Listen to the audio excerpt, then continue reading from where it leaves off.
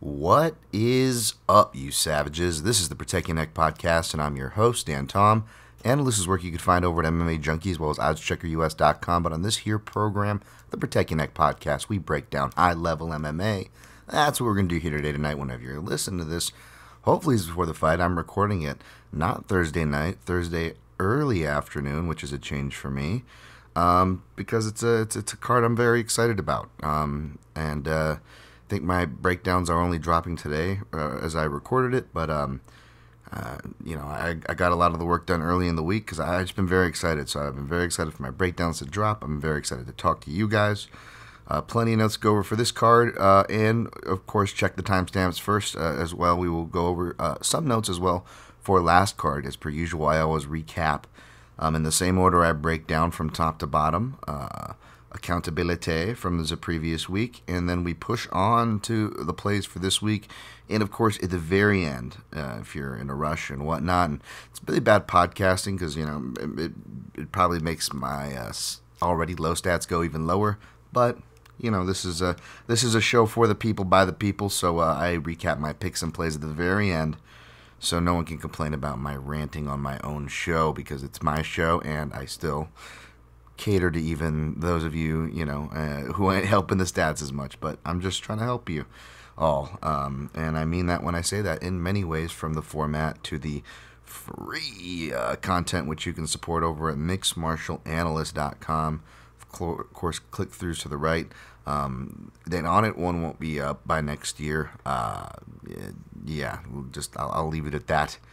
There is an Amazon one, which I don't feel any better about, but it still seems to be a necessity, so I leave that one up there as it's easy click-through ways to support without spending any extra money. Also on the right-hand side of mixedmartialanalyst.com is just a straight-up PayPal to donate if you like to support that way. I saw my man Zane vocalizing the thought that I constantly have, Zane Simon, shouts to him, that I constantly have in regards to, should I just do a Patreon? Even if I don't want to do a paywall, I still want to keep my content free like it's been for over half a decade now. And then shouts to my other guy there, Tim B. But he was basically saying Ko-Fi, which I've seen before through my man Sam Yang. Shout out to the Southpaw podcast. Some great episodes that I had to catch up on this week with my man Jason Sargis and others. Love me some Jason Sargis. The fuck was I talking about now? I'm all distracted. Jesus. Podcasts. Supporting shows. Ko-Fi. That's right. I know they use that over there on Southpaw Pod. Who knows? You never know. It's tough to make ducats, so I try not to judge. But I will say it is tougher if you haven't, whether it's a conscience, a somewhat will to stick to journalistic code, and whatnot. But even though I'm not a journalist, I never claimed to be. But you know what I mean. It's tough swings out there. For the socially conscious, anyways. But I do appreciate the support, the shares at the PYM podcast on all social platforms. I'm at Dan Tom MMA on Twitter is where I'm most active.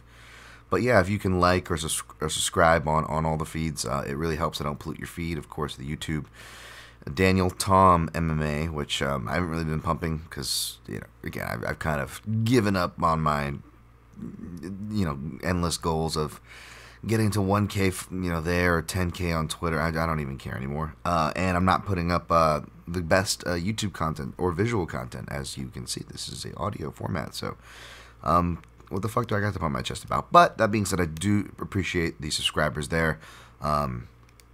Improvements are coming. I gotta get with someone about I gotta find someone that can do YouTube thumbnails. And I'm going to go piece by piece. I'm booking top fives for next year, so it's coming along, folks. But yeah, whether you're on YouTube or Apple Podcasts, appreciate those 5-star ratings and reviews. You can check the show notes for when this ranting ends, which it's about to. I'm going to push on to the UFC on ESPN 31 recap before we get to UFC 269. But yes, timestamps on all that. Lastly but not leastly, shouts. Verbal Tap. Jumped on the Verbal Tapcast for some Over Under Kevin. We need to talk about Kevin. I gotta rewatch that movie. But love Kevin, love Raph, love that show. You should too. You should check it out. Whether you're a BJJ person, a jiu-jitsu grappling person, whatever you want to call it yourself, if that's your thing, or just MMA.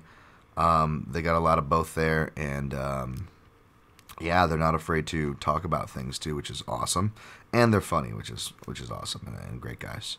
So please, if not to check out that episode, who cares about me? But just subscribe and check out their podcast. They're good dudes. I wrote Cruz. I'll do a quick Bellator Gooch one too. But I wrote Cruz DC thoughts. I know that's the hot topic and whatnot. You guys should already know where I stand if you didn't already follow me on Twitter or read between the lines of my posts. I am a fan of prep, as you can tell from this show. Again, I don't claim to be right. I don't put a gun to your head and tell you should follow me. I don't claim to be the best. That's certainly not where my ego or my style. Not hating, just saying that's not me. But I do prep my ass off. And I'm okay with, it's all in the game to lose and this and that. And you got to be able to joke about it. As I've talked about with other people in this game, it's all in the game. That's all good. But one thing that does get to me, and we'll get to here, is just when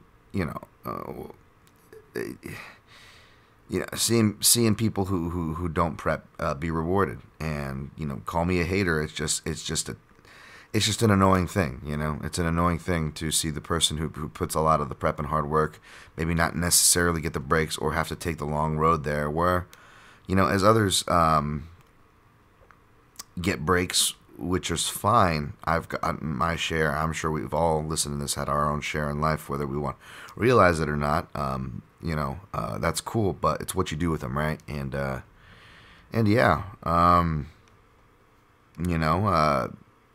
Cruz, Cruz called him out, as Cruz tends to do. He will pop off like this isn't anything new. This is why people either love Cruz or hate Cruz. And I suspect things will remain the same, judging by the polarization. DC seems to be more of like a bro code guy, which is a different, conversation, I suppose. But the main conversation, the one at play, the one he didn't really address too well, which was the prep, man. And, I've helped people with prep before, but no, I did not help DC. Man, I don't know. I've helped and tried to help other people that have been in the broadcasts, in very small, brief bits, if anything. Probably more than I realize, actually, since all my notes, again, are free and shit. And not so much the play-by-play. They're great, but the egos of the color commentators, it'd be a cold day in hell before I get a shot from any of them. Like, I've gotten shots from Anacon broadcasts and such, and people from like the broadcast part, or media parts and stuff like that. And that's more than I don't even know if I deserve that. So I'm not upset or anything. I'm just saying, like, it'll be a cold day in hell before the analysts do, because especially whether or not they know my background or my story or not is superfluous. Because even if they did, it's not a fucking that special of one or anything. I'd never fucking compete on any meaningful level. They shouldn't, right? I'm saying, but at the same time, it's because of that. If they see someone like me who's a nerd or whatever in their eyes, whatever this your eyes, that's cool too.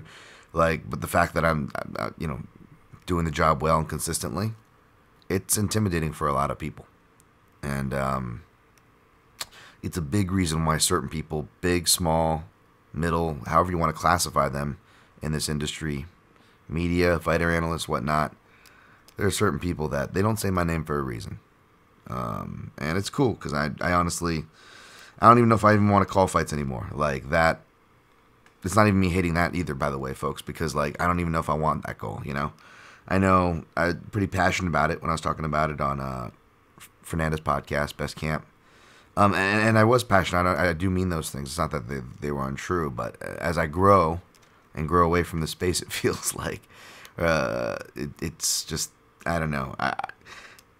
I see the politics that has to go along to even be considered for that, and I just don't think I can play that game. Clearly, I can't. I mean, I've already probably shot myself in the foot from those jobs.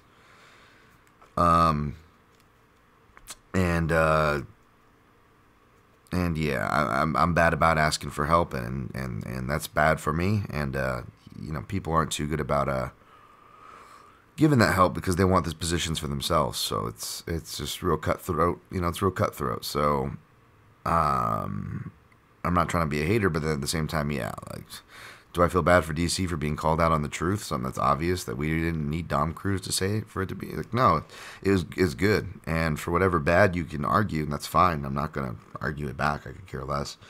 But the one thing I guess I would argue or say at the very least is that the greater good here is that it started a conversation that needed to be needed outside of more informed circles or podcasts such as, I dare say this one, but others, who have it too, which is against too small of an amount that are having it. There's way too many bad takes, from broadcasts, fighters, prominent media members, long-standing programs, all the like. There's just a lot of bad takes, and a lot of it's the telephone game.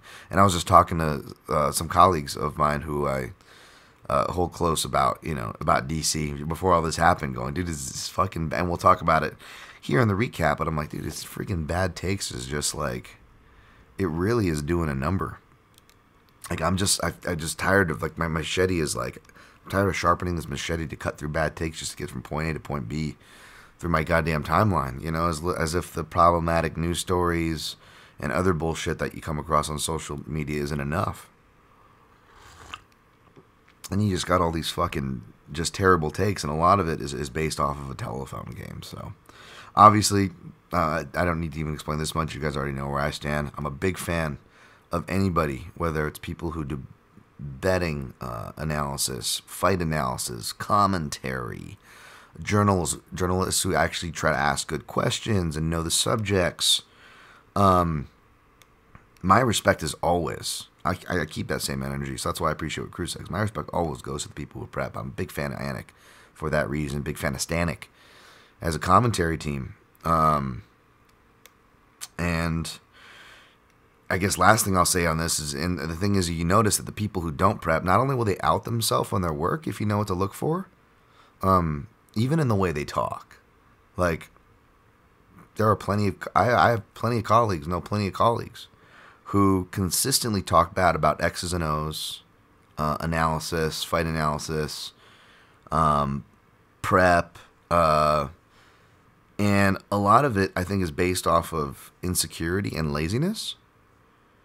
Because, again, they see it as a threat. Oh, someone can do it. Let me tear it down. And if you look at it, when they tear it down, they'll usually kind of bring it back into their realm. But their realm, there's no mathematics, there's no numbers, there's no process, there's nothing there. It's just that, whether they're a fighter, a promoter, a media member who's been that character, one of many characters, or in this field for a while, they go, I've been doing this for a while. That's all I need to say. It's not about this or that. It's about what I do, and you hear a lot of that if you know what to listen for. And it sucks for me because it's just like, all right, I get it. And a lot of these people are already in prominent positions. It's like, wow, way to shit down on other people's beats, even though you're already toward the top. But that's just how it is, and that's probably how a lot of these people got to the top. So yeah, you pay attention to who says whose name and who doesn't say whose name, and who says what and who says what when. Oh, all the answers are there, folks. You guys don't need to have any backdoor access to read between the lines. So I'll just leave it at that. Props to the people who prep in this field. Y'all the real ones. Y'all got my respect. Bellator recap. Was it 272 or some shit? I don't know. Huge Pettis. Yeah, people give me credit for calling this, and I appreciate it, even though the pick was wrong. I was still getting credit for the analysis because I always complain about that. And, listeners of this podcast are the real ones. So thank y'all. I don't know if I can take too much credit for it. I did say that Pettis was going to be not just live as an underdog, but live for the finish, which I guess that's what people weren't saying. And I might have been one of the few saying that because Pettis has been, stereotypically a decision and point fighting machine. But he definitely had the knockout potential in this one. I called it more of a counter cross, sparking it off. not a spinning back fist. So, again, I don't know how much credit I can take there. So I won't. Instead, I'll just give a shout to those who are giving me credit on the analysis. I don't even know if I should say this. And a lot of times, kind of like with that Riddell Fiziev draw that I was shouting my dude Brad out, he hit me up.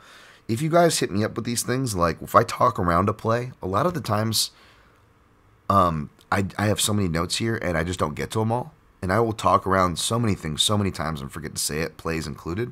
And I feel awful for it because if I don't say it on the podcast, it's not official. So I won't include this on the betting recap stats for this weekend that I'm about to dive into. But this is another one, and whether you call it out or not, I will still always give you guys credit regardless. So don't be afraid to message, tag, ask me about it online if you're not sure. Like, you say you didn't recommend this play, but your analysis pretty much points to it. Again, these are decisions for you guys to make on your own. That's why I give this analysis. That's why I consider myself a reference point and make myself a free one at that. But if you look at the analysis, I called for third round finish by Gooch, and Pettis was live for the finish. Well, you could have got the under 4.5, at least by fight time. It was like plus 175. I don't know if it was that high when I did my breakdown, but that was my only play I ended up doing for Bellator. I just put a little bit on that, and it didn't matter. I still ended up, even if I included that, it was still a fucking losing night for me. Yeah, it would have been close, actually. But no, it's still a losing night for me regardless. I'm not counting it. But that play was there, and some people apparently sprinkled on Pettis.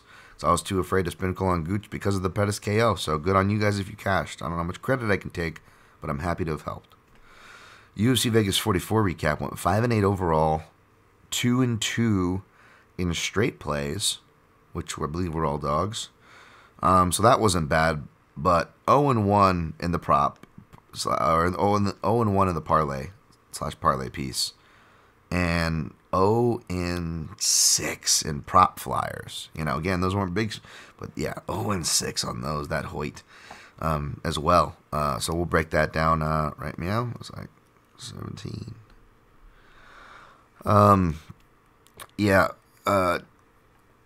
UFC and ESPN 31 recap. Jose Aldo defeated Rob Font by unanimous decision. I did get that right. So it was nice to end this on a good note because I didn't just get the pick right and the method right.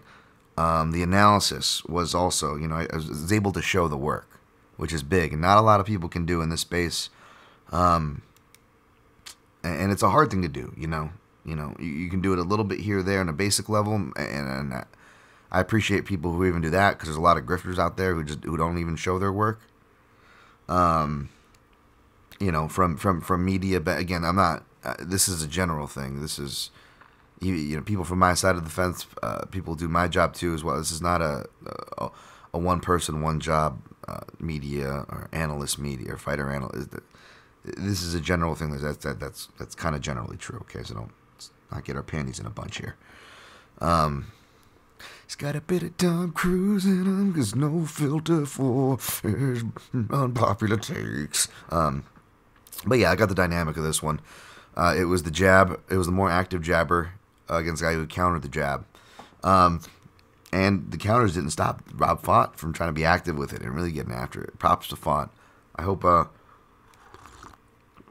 didn't come off neglecting Font too much in the lead up and tweeting about it, because obviously you guys know I love Font and I love his team very much. But just trying to stay unbiased, and yes, I am biasedly. I'm also an Aldo fan, but I picked against Aldo plenty of times, folks. Let's not forget. Felt vindicated on this one. I wanted to double dip on Jose Aldo to chase, and that would have saved me. Maybe even just sprinkling on the decision prop too. But I was too afraid with how my night went, man. It was just like, holy shit. And it's tough because there are some nights where, it's all in the game to take losses. Like, I think there's been plenty of losses lately, right? Where I've been like, okay, it's fine. I'm not.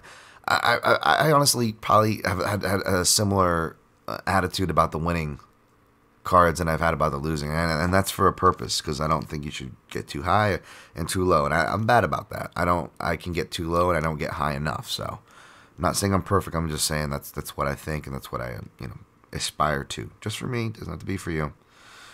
But yeah, I kind of wish I did, right? In hindsight, being 2020. But again, I'm trying to be disciplined here. I take the shot I miss, and with the way the night was going, maybe still don't regret, even though in hindsight I would have been right. Because again, I was getting fucking washed. And it was a weird night because what I was leading to is, you can take losses and I'm fine with that. But what's really tough are nights like these. Where, because me, it's not that I got the pick wrong. That's fine. I get plenty of picks wrong. Get the play wrong means a little more, but that's fine. I get plenty of plays wrong. It's all in the game. Had a bad night. I've had plenty of bad nights. And a lot of these bad nights, like that bad night, are nights where the majority of the field has a bad night, for whatever that's worth. It does take a sting off it a bit. The old ego, right?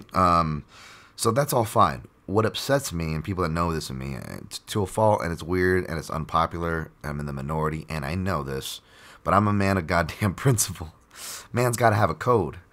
And what I hate is the reactions to things, And there was a lot of these fights that were in one way or the other, and I hate to say this because it sounds like sour grapes, and you're at risk of taking away from the fighter who won, and I'm not trying to do that, but because I believe that the fighters who won were overinflated, and the reason why I feel they're overinflated is because these fights were essentially gifted. There's a lot of fights that were gifted to people, and it sucks because not just from a betting perspective you lose, and yes, it is a pet peeve to lose that way, and it is a gift.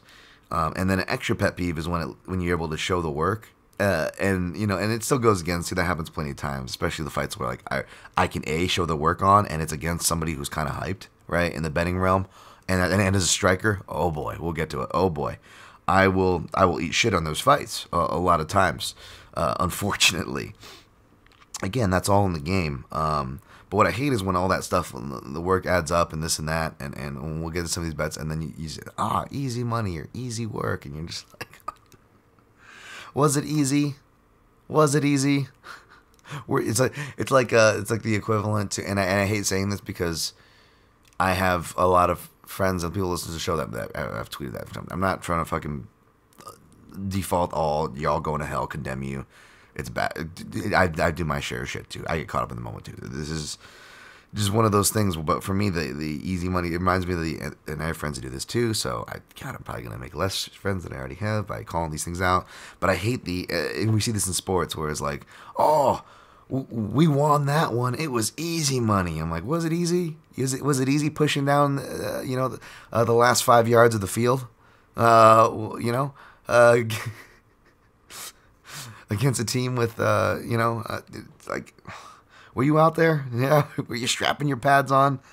Like, I don't know, man. Like, I'm a nerdy loser in many ways, and I'll be the first to admit that. But even my ass knows, like, and I get it. You want to join in the accomplishment. The ego wants to give that extra bump. But for me, it's like, I don't know, man. Like, I feel like that's two different things. Like, if you want to have that kind of achievement, I've always been of the mindset you go out and go do shit yourself. If you want to feel that achievement, even though I've never been an athlete or a good fighter or a good martial artist, I've always went out and did sports competitions and fighting. Just because I've read when I play video games, it's like shooters or stuff like fantasy shit. Like if it's something that like if it was sports like we could go out and play, I'd be like, why the fuck are we inside, guys? Like let's go out and do this shit. I don't know if those two things correlate, but that's just what I think of when people use the we thing. It's like, no. Like, if you want to be happy you won the bet, fuck yeah, man. Like, there's a lot of these bets that I lost that friends of mine, friends of the show won on. That I'm happy about. Fuck yes. That I'll take some silver lining of, knowing that if I lost, if people I know cash, fuck yeah. I definitely ain't trying to take away from them. But, yeah, I just, this whole, I don't know, just I just hate the whole, like, it was easy money. I'm like, was it? Was it easy? I'm like, why don't you ask the fighter if it was easy? Going through their training, 6 to 8 week training camp, just for that, even if they do get a quick knockout, like, ask him if it was easy. Like, I don't think so. And these guys aren't getting, so you won the bet, cool, but I don't know. My suggestion is you guys don't have to do it like me, but try not to get too high, try not to get too low. You knock them down, you move on. You lose, you move on, So I don't know, but so hopefully we'll be on the right side of at least one of these, because I've been on the wrong side of of a lot of the hype lately. But that being said, I do got to give credit where credit's due. So we'll go Rafael Fiziev defeated Brad Radel High via third round TKO. I brought this fight up earlier. The only thing I played with a free play was the draw, which obviously did not happen, nor would it have. It was a fun fight, super technical fight. I'm not going to wax on it. I got to go back and rewatch it, too, to be honest. Next fight, Jamal Hill defeated Jimmy Crute, first round KO. This is one of many fights I was referencing, right? Plenty of friends of the show cashed on Jamal Hill. Good on him. Good on Jamal Hill. He needed it, man. You know, especially a fighter that carries that much confidence. You wonder, how are they going to bounce back? I know it might not be my thing. It might not be your thing. You know, with fighters with uber confidence. But guess what, folks? They need that confidence. And a fighter like, from what seems like Hill, who seems like he really thrives on that confidence. You know, as cool as it was to see Paul Craig upset him, like, you do worry for Hill's career, like how he's going to bounce back. This was going to be a crucial spot for that reason. I don't think there's any denying that. Crute was obviously he's been reckless before. My mistake is maybe not playing that up as much. Although I did say this could happen. Not only did I say not just the first round KO could happen, I also gave Hill credit to be able to do a comeback KO, which, you know, a lot of these people that stereotype these athletic strikers, even their supporters feel like they're kind of, you know, KO or bust, much less the detractors, right? Like, even though I was on the opposite side of Hill here, I was completely giving him credit there.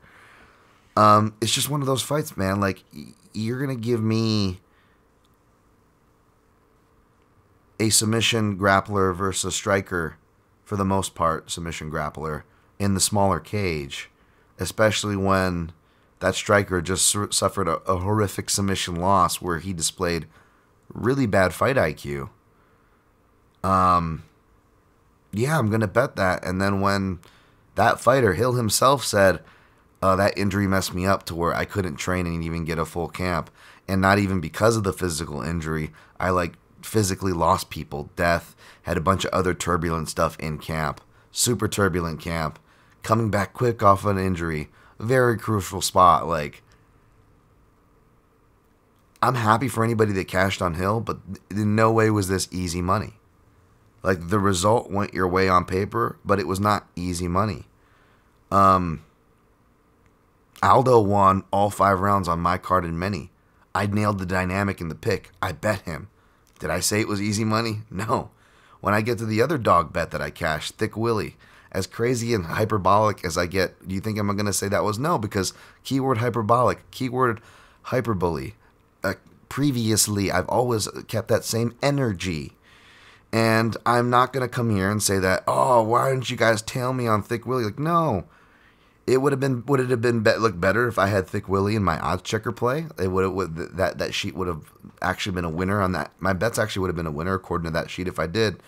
But I don't regret about putting Thick Willie on there because I'm supposed to put my most confident plays where I can show the work. And Thick Willie, that was a dice roll where, you know, you were getting a pick 'em fight and you were chancing the dog. You were playing against the public money, inflating Menafield. And we'll get to that fight and how it was scored and the reactions from it. But I'm not going to sit here and say, like, even though it cashed and I agreed with the scorecard, I don't think it was controversial when we get to that fight. I'm not going to sit here and be like, that was easy money. That was not easy money. Even if Thick Willie went out and knocked out Menafield straight up with one of his weird check hooks, which he did hurt him in that first round. I told you guys about the Thick Willie check hook. Again, back to showing my work. Even for a crazy fight like that, I was still able to show some work. But I'm still not going to sit here and brag and be like, oh, that was easy money. Like, no, it was not. So, I'm not trying to tell you guys how to live your life. I'm not trying to be fucking, I know I'm coming off like fucking Buzz Killington here. I'm not saying you guys need to fucking conduct yourself or look at things the way I do. I'm just saying that's just a pet peeve of mine. Because, congrats on you, Cash, but that was a dangerous spot to bet Jamal Hill on. Now, he came through and that was good. But, A, it was a dangerous spot. B, I'm hearing everybody, you know, start overcorrecting this year. He was like minus 300 against Craig, and again, I picked him there, but I said that the line was too inflated, that the value you play Craig by sub. It's all plus money there. Because again, picks, plays, and analysis are a different thing. Then people, and again, shouts to my guy Clint. Now he had one of the better arguments for Hill when he said people were overcorrecting the steering wheel, right, with making the line, and you could. That was definitely an argument here if you want to make the argument for Hillside. And hats off to anybody who had that argument. But keep that same energy, because now we're seeing people do the same thing they did twice. They're going to do thrice now to Jamal Hill. And even though he should be favored, and yes, he's a prospect. I'm not denying these things, folks, but it's a show me. It's a show me. And that OSP sample was the best sample thus far. But now that sample, not trying to be hindsight 2020 or fickle, but we know how this sport is. And OSP's been around for a minute, and he seems to have finally fallen off a cliff. So I want to see more as far as late Jamal Hill getting up from takedowns and whatnot. And we didn't get to see that in his last two fights. We didn't get to see that this year because we saw him make questionable ground IQ in a submission loss, and then he knocked the guy out in the first round. Now, he did some things in that we can get in. I could go back and look at and break down at another time. As far as, but at the end of the day, I can't sit there and pretend that he answered every question. And the way I'm hearing everybody talk or seeing everybody on talk on Twitter, media colleagues alike, is just fucking S-ing this guy's D. I get it. But I just, I don't know, man. I don't know. I got a lot of theories, and I just feel like there are certain fighters that people just overcorrect the steering wheel on. And not only what I warn against it is, and say it's not, you could be on you could end up on the right side of it. You can end up on the right side of it, maybe even more times than not. But I don't think it's the craziest thing to say that I don't know if it's the safest way to go about business is just riding hype and correcting steering wheels. You let the odds makers and the public do that, folks, and you pick your spots accordingly. You don't have to agree with me here, but don't get caught up in the hype. Go with what the evidence has. Sometimes you do got to do leaps of faith and admit when it is, and whatnot. So, anyways, I believe it or not, I'm happy for Jamal Hill here. And we'll talk about it with this next fight with Leonardo Santos. I hate people making more than what the results were, especially on a card where there are multiple fights. Again, I'm not picking on any person in particular, with any fight in particular. I'm talking about the Gen Pop's reaction to the general slate of what these fights produced, which were a lot of gifted results in one way or another. And this one was the same. Keith Peterson defeated Leonardo dos Santos by submission RNC round 2. And this sucks because I have a bet on this, so it's gonna look like sour grapes, even though we didn't get to the William Knight fight. But I'm just as honest and down to earth about my winnings and losses as I am about the other perspective of winnings and losses, if that makes sense. But and everybody's like, oh, you can't take away from Guida. He had heart and toughness, and it's just like, back to the thing I've been talking about, because we've had plenty of fights reminding us of this, is that I want to be careful about lauding fighters' toughness, especially in the sport, what we know about head trauma, how the sausage is made, these turnarounds, the bullshit commissions, the fact that no one from the corner to the coaches to the doctors are really looking out for these fighters' safety. I really want to be careful to laud fighters' toughness, because they're the one, we're not talking about the cost, which is what's really going on. And B, it takes away from the narrative of what's really going on, which is the officials intervening. The one thing they don't want to do, the whole reason why they don't take points and just completely leave it to the Wild Wild West still, as far as that whole side of the fucking sport, air quotes, / officiating side of the sport. It's because of that they don't want to intervene, but inadvertently they end up intervening in these fights by not doing anything either. Keith Peterson, you could say he's been consistent, and even though we could point to the Dom Cruz thing, You could argue that changed his, shout out to John Anik, I think on the Anik and Florian podcast, you could argue that changed his perspective, was like, yeah, you know what, I'm going to give these fighters the respect. So I know we can use that Dom Cruz thing against them, but I also want to throw that out there as a defense for Keith Peterson here. Because we didn't just see that in the Moraes,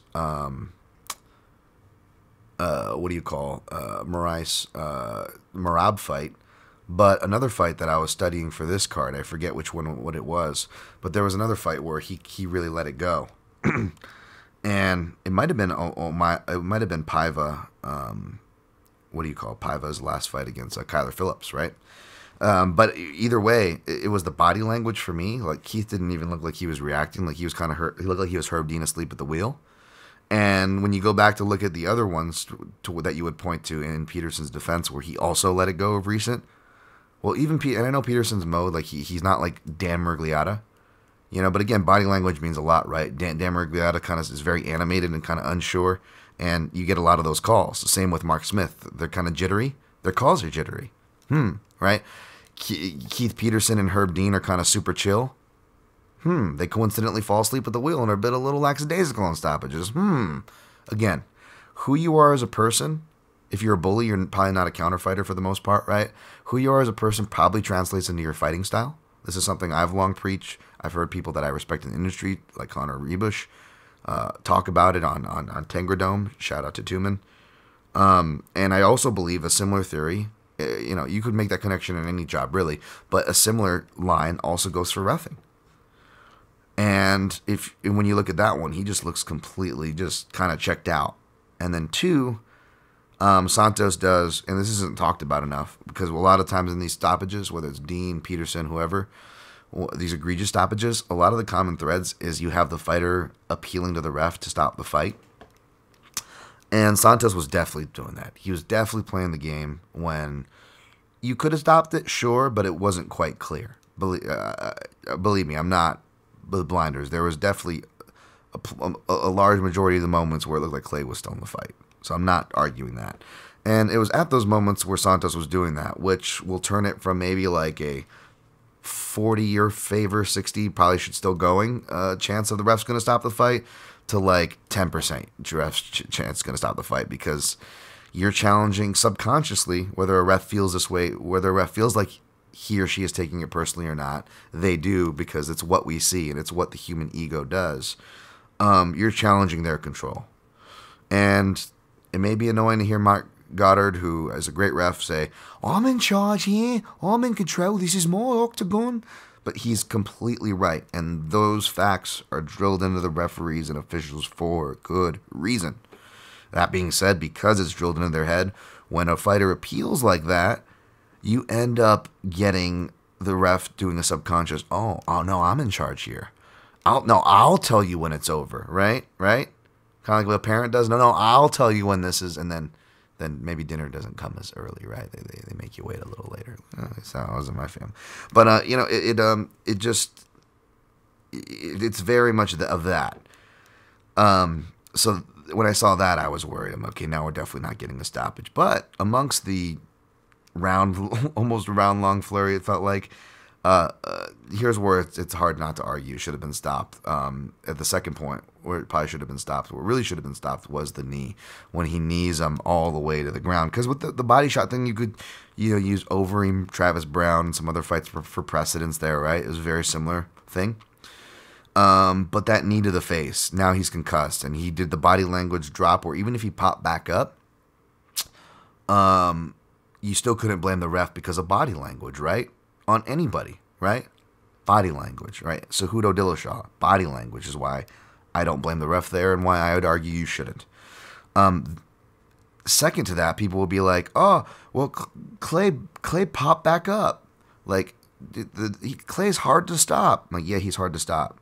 But even the times where he was knocked out, you go back to those fights, Clay pops right back up in those fights and starts jogging around and telling everybody he's okay. That's what Clay does. So does that mean we just should never stop a fight with Clay Guida in it? And shout out to Bazooka Joe Valtellini on the TSN MMA show. He said a point that's true that I barely hear anybody say, and no one certainly said here that I heard anyway, which was that everybody's using it as a defense. Clay Guida's tough. Clay Guida's tough, which, again, it's wrong. We shouldn't laud the toughness because that toughness is going to get him into more trouble, and which was Joe's point, which was that, well, if that's the defense, I would argue that's a bad defense. I would argue that's more of a reason why it should be stopped. It's because, and people know this, it's the BJ Penns, it's the Guidas, it's the guys who are known for having a chin or being able to take a beating. Those are the guys who end up worse off in their careers and after their careers, on the medical sheets and beyond. And I completely agree with Joe, who has been there. Not just dedicated his life to martial arts, but he's actually fought. And he knows the costs. So I would listen to a guy like that when it comes to that shit. You don't got to listen to me about anything. I don't give a fuck. But yeah, it's ridiculous. And again, I wish I didn't have a bet because I feel like this would ring more true instead of like sour grapes here. Again, it's all in the game to lose these bets.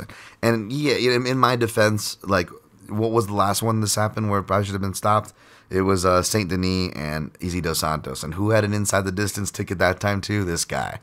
So yes, I am in a position there's definitely bias, whether it's deserve it or not. That being said, I wish there wasn't that bias because I really mean this. Because I really do hate. And I've said this before, folks. I said it about fucking Ortega Volkanovski. I didn't even have a bet on that fight.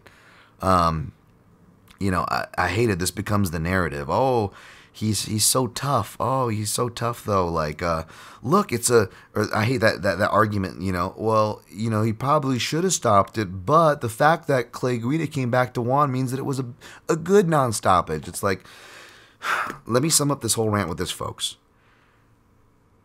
Unless you knock someone dead or choke someone dead and they stay dead, a fighter, no matter how bad a condition, will eventually come back. We've seen it. Boxcar Homer is not just a reference from a cartoon. It's something that's happened in literally every division, in every era, in every year of this sport. To pretend that it's some kind of revelation, that the ref knew he was going to be fine and make a comeback all along, and in fact it wasn't a bad call, but we should praise the ref for a good call and laud this guy's toughness. Like, we're lucky we haven't seen a fucking murder at this point, folks. I'm not even kidding. I'm not even being hyperbolic. We've had so many bad stoppages. I'm surprised we didn't have like an after effects. This person died the next week. And we're probably, I hate to say it, but we're probably due for one at this rate. And I'm not going to be surprised when it happens. And I'm going to rub it in everybody's fucking face who says, hey, that was a good stoppage. He got to show his toughness. Good non-stoppage. Ugh. And that's what I hate about this stuff too, because, and again, it has nothing to do with the bet. It's because, it was just like, and again, shouts to the guys like the fight site, Ed Gallo. He was one of the only people I heard this say it about Julian Erosa a few weeks ago or months ago. I'm a fan of Julian Erosa. He trains out of the gym that I train out of. He seems like a good guy. Looks like the dude from Ferris Bueller's Day Off. I'm not hating on him. But I didn't like that he took a fight so fast after a really bad knockout loss when he's got a history of that shit. And even though it was good that he won, he got concussed in the win again, and he actually got damaged, and I don't think anybody was talking about that. And it's not that you wish bad on people, but you just hate to see bad faith rewarded. And whether it's in the form of matchmaking, gambling and analysis, officiating calls, whatever the subject we're talking about, that's kind of what irks me there, Is the bad faith stuff coming through and no lessons even being taken from it. You can't get results in this game, folks. You can't guarantee any of that shit. But I just hate not seeing us learn from the same lessons and repeating the same mistakes and coming away with the same bad narratives. Talking about Clay Guida's amazing submission. Like, no, it was fatigue because of a bad non-stoppage call. And it's fine. Good for Clay Guida. Good for people that cashed. Like, I think I hit $17 on the fight. Like, this isn't $17 worth of anger. That's not where it's coming from, folks. It's principle here. You don't got to agree with me. You don't got to like me, but I'm a fucking man of principle, and I show my fucking work for it. This one you got to give complete credit to. This was not a gift at all. Chris Curtis defeated Brendan Allen via second-round TKO. Very happy for the action, man. Pick Brendan Allen here. Got scared off of him for the parlays and plays for good reason. Yeah, because I was thinking about parlaying him too at the beginning of the week. I'm like, nope, not gonna. I may pick against the action man, but I can't disrespect him. After what he did to Hawes, and he did, got the counter on Allen. I still think he's in the wrong division, but man, it's going to be matchup based. I expect a big overcorrection in the steering wheel. I'm going to look like the biggest Chris Curtis hater if I pick against him for the third time in a row. And again, it's circumstances, it's short notice in the wrong weight class against guys who seem to be on a roll, who share the camp and should have been sharing notes and should have better known better, but they didn't. That's fine. Not trying to take away from Curtis. Curtis is the man. But again, folks, back to overcorrecting the steering wheel. Expect it. You got, especially a striker. Oh, knockout. Props to the sharp heads who have been on him already. The Cody Saftics of the world and whatnot. Like, props to those people. But I'm just saying, watch out. There's going to be some overcorrecting the steering wheel going on from the odds makers and the Gen Pop. All right. Alex Morono defeated Mickey Gall via unanimous decision. I kind of wish I played the decision prop, but did say that Morono was the most reliable, probably parlay piece in the card. So even though my parlay crashed and burned, he did come through as a leg. Dusko Todorovic defeated Maki Pitolo. First round TKO. This was just awful. Bad play. It reminded me, this was a bad mistake by me, not just for putting money on Maki, but I think this one ended up in the play sheet for Oddsbreaker, which was bad as well. I shouldn't have, even if there's non-bias attached, and I could have pointed from a skills perspective that Maki was the better fighter and we're getting him for plus money. Of course, that doesn't matter with Maki, as I should have known, but we were reminded of, right? No, he, regardless of that, he's, not even Hawaiian from Extreme Couture. Extreme Couture fighter under Eric Nixick. And it sucks when I'm right and I can't take full credit, but that's just the game, I gotta put these in a neutral corner regardless of whether I pick or play them. So that's definitely my mistake, and apologies for any of you guys that played it. And really bad fight IQ and fortune for Maki. The fact that Todorovic came into that fight with a mangled foot, apparently. So, yeah. Manel Kopp defeated Zhalgas Zhumagulov. First round TKO. Boy, to be wrong emphatically on that one was whew.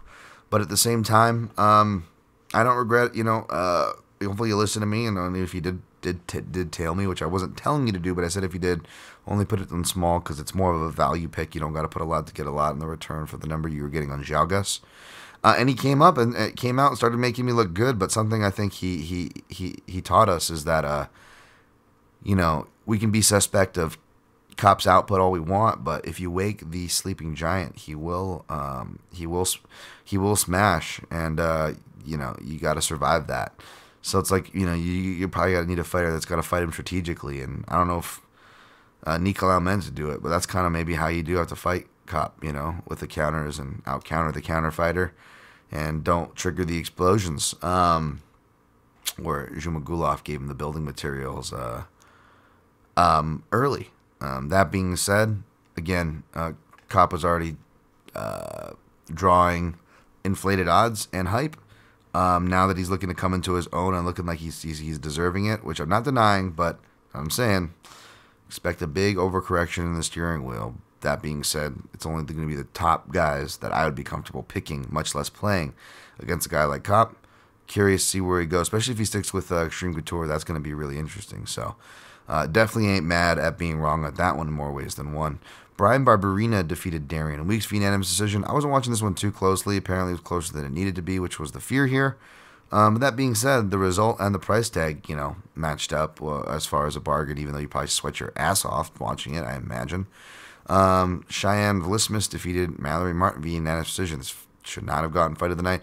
Again, you guys know me. I'm always picky about the bonuses, and usually I'm happy when the prelim fighters gets it over the main event. But there's at least like 2 fights that deserved it over that, you know. But Dana has a weird thing for Cheyenne. You can't tell.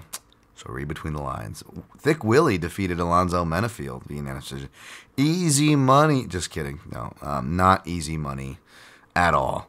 I did score it. I agree with the judges who unanimously scored it rounds 1 and 3, as did me and most who follow criteria. But this is why bad narrative's so dangerous. This is why I was having that conversation before this DC Cruz thing even became a hot topic with some of my colleagues.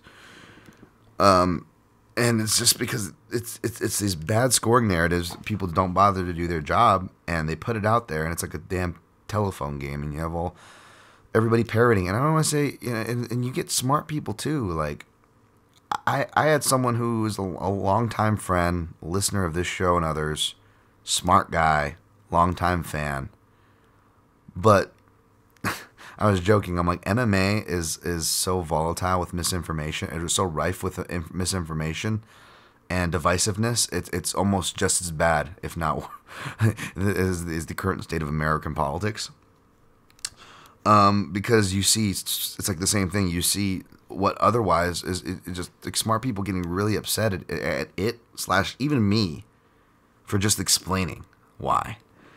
And you know, I know I do my Thick Willie tweet, yeah, but aside from that, like I just explained, I did another calm tweet explaining because yes, they'll be kind of passive aggressive, but it's in an effort to help correct the bad narrative. If both broadcast and or my timeline is saying something like, oh, he outlanded him in significant strikes or something, I'm usually the one that's quick to go, significant strikes do not tell the story of a fight.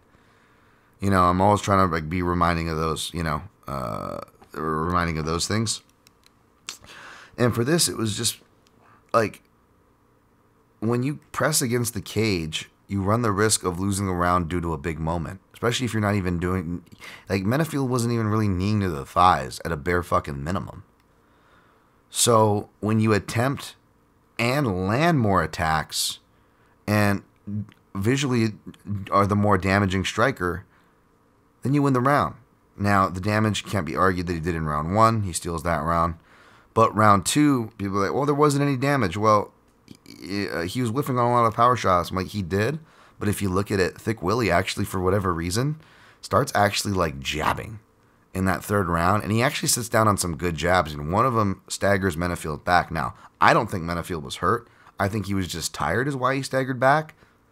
But still, this is nothing new. We've seen it like, I don't know if Jacare and Gaslam is an example of that, but like you see that with fighters that have bad body language, that can arguably win rounds with the harder shots, but their body language, you know, it's not a popular thing to say. I know it can be said at the wrong times by broadcast, but there is some truth to body language winning and losing you certain rounds.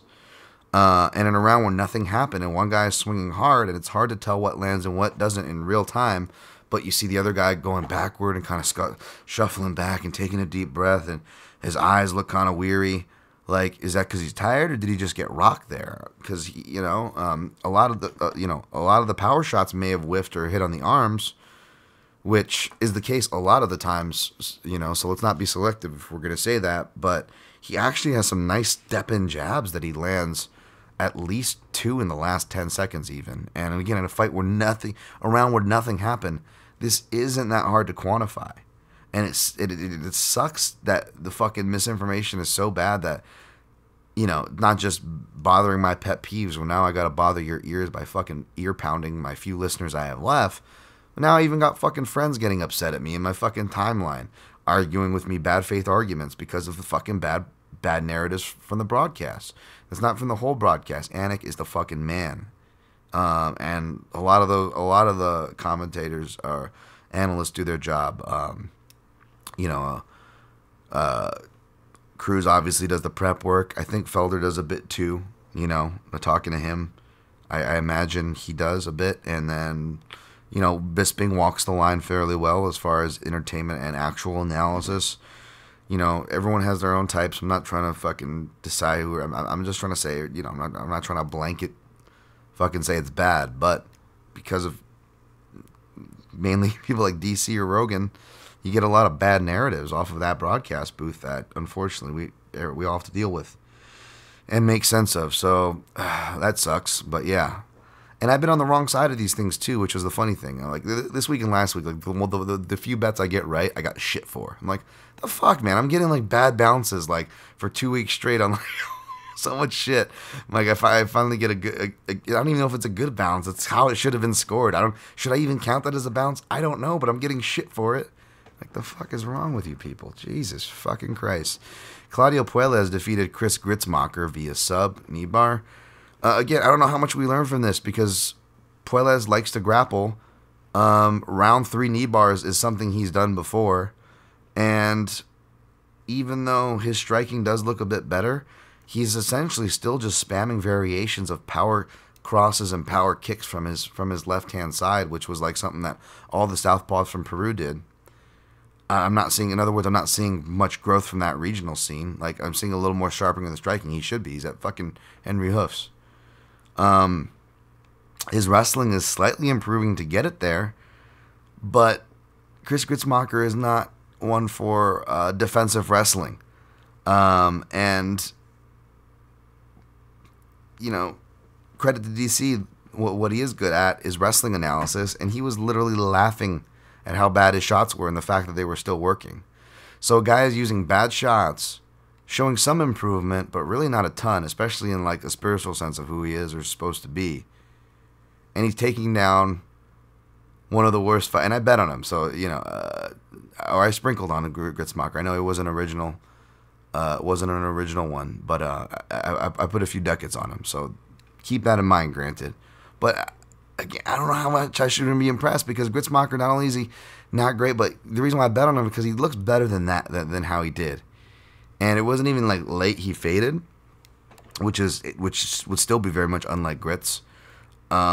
He looked out of it from the beginning, and even people who like Grits, don't like him, picked against him. Everybody was saying that. That was unanimous. So again, I'm not trying to be a dick and take away from Puelles, but like, what did we learn? Like, and people are like, oh, this kid's like, oh, and then see like him getting so hyped up. Like, okay, keep hyping him up. Hopefully we get a nice line on him.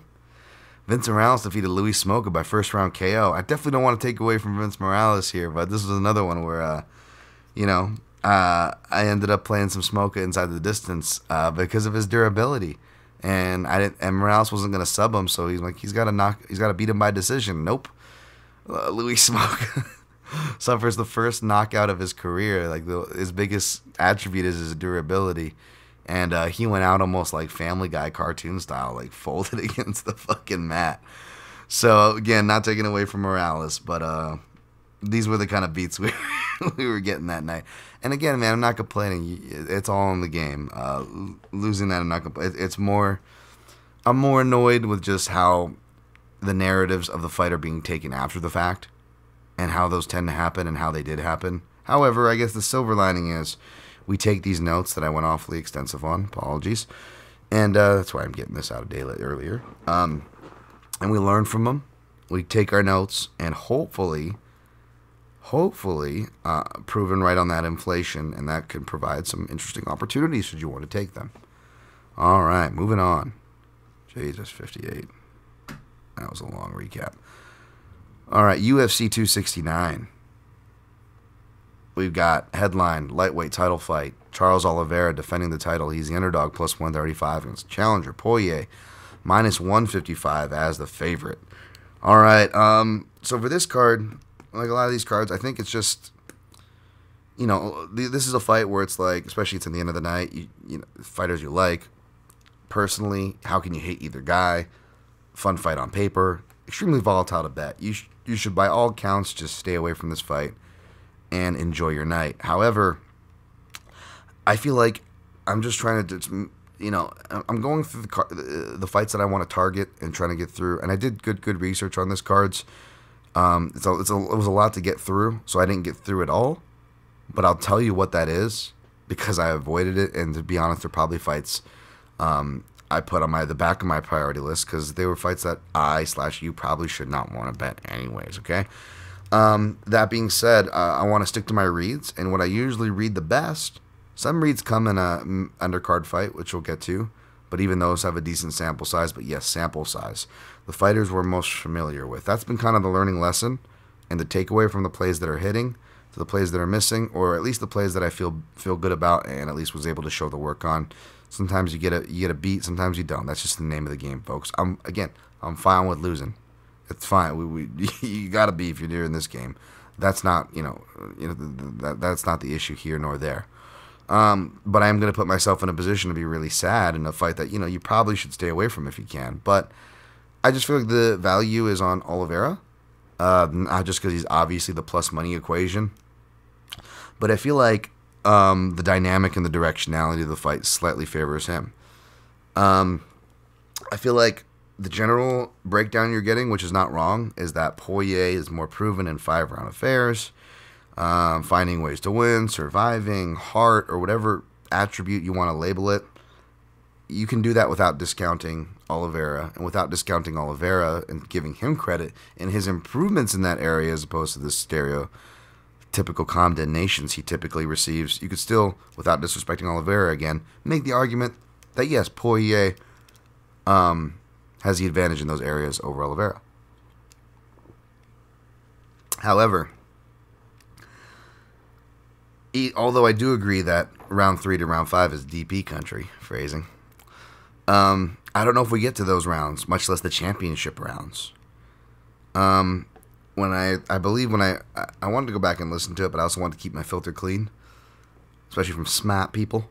I don't want to be influence, which is another reason why I don't get why people have other people do prep for them.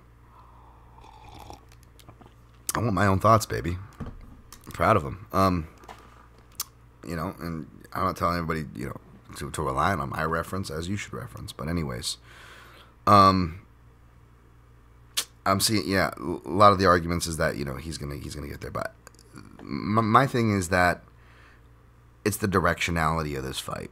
Both fighters are at their best when they're pressuring at heart, right? They both came in as brawlers and had to refine their style. Now they are both deceptively flexible at fighting off the back foot when they need to, or are put there deceptively flexible to counter. Obviously, Poirier is much more developed, much more pronounced, much more proven to having to fight in those areas than Oliveira. But Oliveira will have sneaky check hooks that he does have loaded up a lot. If you look for him, are really nicely done when he can shift backwards and forwards into those.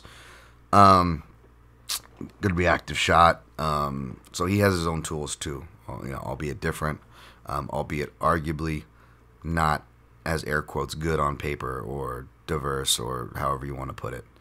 As far as that goes, but they both do their work going forward. So in these kind of matchups, I always try to say, okay, who has the better chance of going backwards? Who's the one who gives ground? Now that doesn't mean I'm automatically going to pick the person who gives ground, but it does play a big part into the analysis how it'll play out. And I believe that person will be Poirier. If you go back to Poirier's last 4 fights, if you compare their last 4 fights back to back to each other, if you compare their last 8 fights back to back to each other, or if you compare their entire library. And I've done this. I did the work on this one. Doesn't mean I'm going to guarantee you the result. No, folks. I'm just saying I did the work for whatever that's worth. You will see that Oliveira or Poirier will take the back foot against the fence a lot more. Particularly, more importantly, more relevantly, lately. And what does Oliveira do when he pushes toward the fence? He's looking for a takedown. Or a flurry that leads to a takedown from him. Or a flurry that forces you to take down. And not only does Poirier get pushed back, and I measured it, in the last 3 fights, it only takes about a minute to a minute and a half for him to get to push. For the last 4 fights, I believe every minute to minute and a half, Dustin Poirier ends up with his back to the fence in both rounds 1 and 2. Except for the fight that didn't go to round 2, obviously, the last one.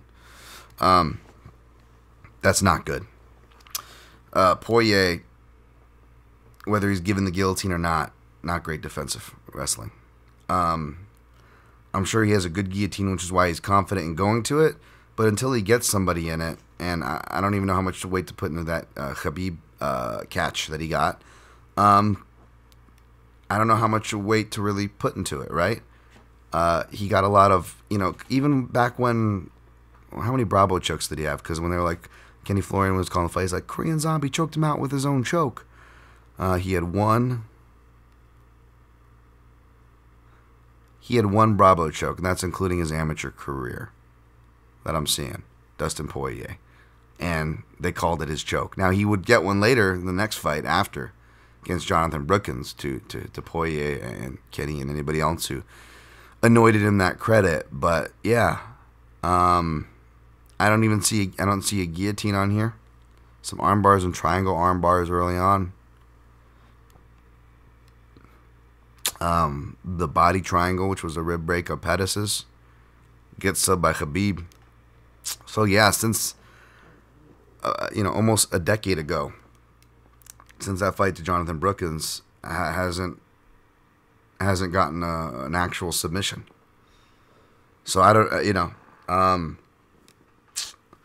that being said, I feel like his defense could be deceptively good. He could survive there like Paul Felder did if you want to play the presumptive math.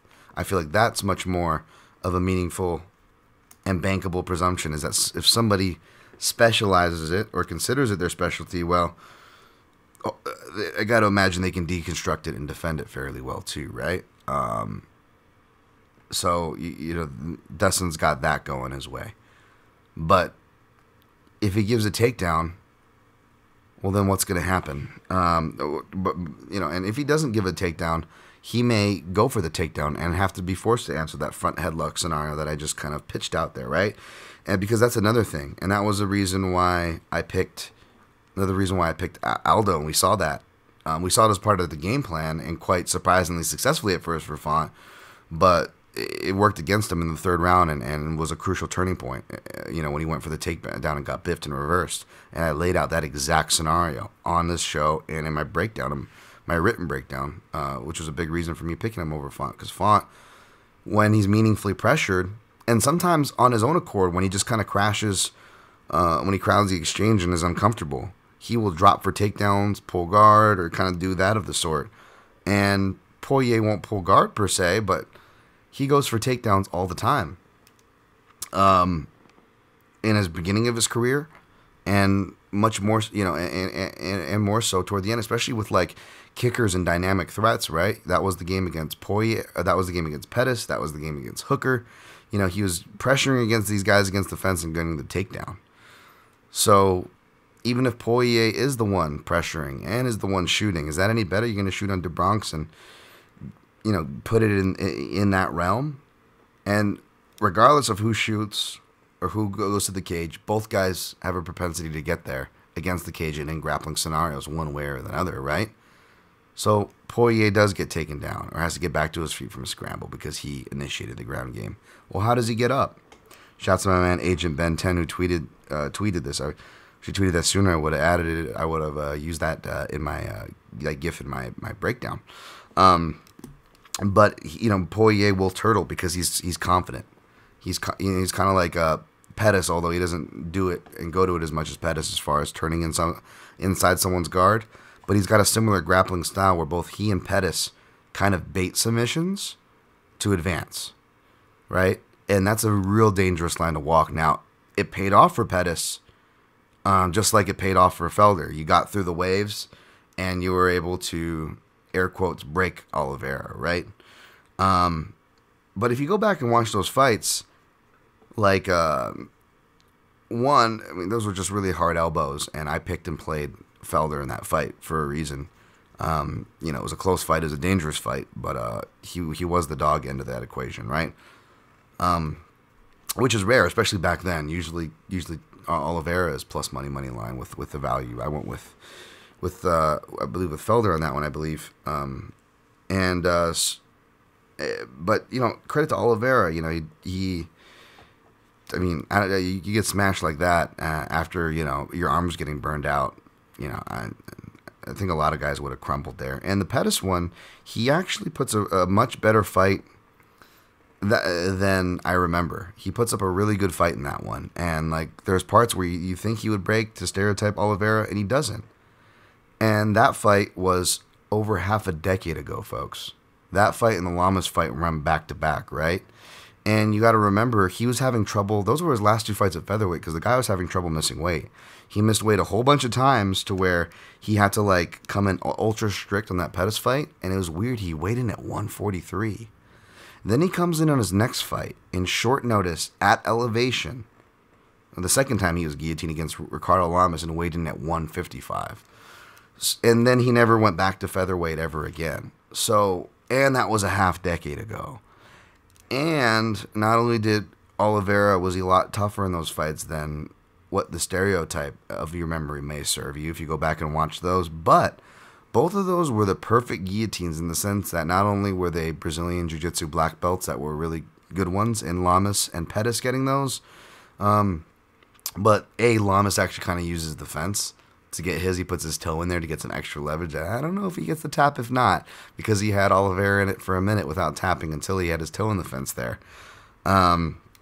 But also with both those were also the perfectly timed guillotines where Oliveira, he gets into this like auto shoot mode where he gives his neck, which is bad, and that's how he gets into trouble in the first place, which is true. But the reason why I believe he gets finished is because he's confident he can do a hop over defense. But if you look at both these exchanges with Pettis and Lamas, right before he gets guillotined, they happen away from the cage. But the scramble is very similar, where Oliveira re-wrestles in, and he re-wrestles them toward the cage. And they smartly go to the guillotine side, where they essentially cut Oliveira off. They put themselves up against the cage on one side, and they have a guillotine airtight against the other. And when it's airtight like that, it makes it hard, nay, near impossible to jump over to the other side to clear that space. So the fence is helping you secure the guillotine. So you don't even need the legs in optimum position. So as long as you have optimum or semi-optimum squeezing leverage, the cage can actually assist you in the defense and the finish, which it did in both those scenarios. So I'm not saying, what I'm saying is the planets aligned a little more than I think most people realize there. I'm not saying it can't happen here. Dustin Poirier is a black belt. He likes guillotines. He goes for them. But it's going to have to be some kind of that exact scenario. And what I believe to be more happen is for Poirier to get out of the submissions and probably just ground and pound him, against the cage like he did with Joe Duffy, from round 3, finishing him probably in like round 3 or something. That would be the round that I would sprinkle in Poirier. I'd sprinkle in like Poirier inside the distance and Poirier like round 3 if you're a Poirier player. But no, I'm going Du Bronx plus 140. Since the inside the distance line was that, I just played the money line at 0.77U. I took by sub plus 310 for 0.33U. And I think round 1 and round 2 are the rounds you want to play if you're a round player or a round sprinkler for Du Bronx. But I did the combo props because you can get a round 1 sub at plus 950 for Charles Du Bronx at Bet Online, and round 2 sub for plus 1250. Those were stupid. I only put 0.17 on those. Again, I'm keeping small, but like, fuck, if you're a Du Bronx lover, I don't blame anybody for sprinkling nice on those fat fucking numbers, because that's how and where he's going to win it from, in my opinion. But yeah, you go the money line to cover any TKO or any kind of craziness. If you like Oliver, I'm not telling you where to put your money, folks. All right, long breakdown on that one. We'll go faster on some of these other ones, like this one. Amanda Nunes minus 1,000, Juliana Pena plus 650. Taking Nunes, obviously. I hate this fight. I'm glad it wasn't going on my birthday because, like, low key, which probably wasn't surprising you about one of these fighters, but probably surprises you about the other. These are 2 of my least favorite fighters. Has nothing to do with him being women or anything like that, or none of that stuff. I just, as fighters, it's not my favorites for a couple different reasons. And I'll just leave it at that. I wish them the best. It's hard not to be a fan of Nunes, right? What she's been doing, and obviously, with Nina Nunes and her baby, cute as fuck family. How can you hate that? And hey, man, shouts to Juliana Pena for taking time off from this crazy sport to focus on family. I don't necessarily agree with coming back to it. She doesn't necessarily look much better coming back to it, I'll say that. But here she is. I'll say that. And I guess I'll just close it off by saying that I think here's the play here. I only put 2 props. I'll probably do a third. I think round 2 is the most likely path to finish. I was going to go the more late finish, last decision, because Pena is durable, which is true. But man, her head movement is terrible. And for a girl who is a do-or-die submission grappler, or, lives and dies by the submission grappling, boy, can she die by the submissions too, you forget. And Nunes hits ungodly. So here's what it is. It's going to be a club, but is it going to be a club and sub? Well, I would lean a little bit more toward the sub than the club. You're also going to get more value with the sub. So here's how I played it. I sprinkled Nunes round 1 KO plus 225, 0.17 units. And then I sprinkled round 2 sub. So Nunes round 1 KO, because if it ends in the first, it's probably going to be by KO or a TKO. Like more of the clean KO, right? Whereas realistically, whether it's a attritive TKO or a sub, you're going to have to at least go into round 2 for a durable fighter like Pena. So I put round 2 sub at plus 1400, 0.7 U, and I may add round 2 plus 350 just to cover the TKO / add a bonus if she subs her, of course, maybe at 0.17 units. But that is the only ways I'll sprinkle on that fight. You do what you like. I'm not telling you where to put your money. Next fight, Santiago Ponzinibbio. My little Danny Trejo from Dust Till Dawn, minus 130. Jeff Repeal. We'll see what he does with the DUI deal. Neal, plus 110.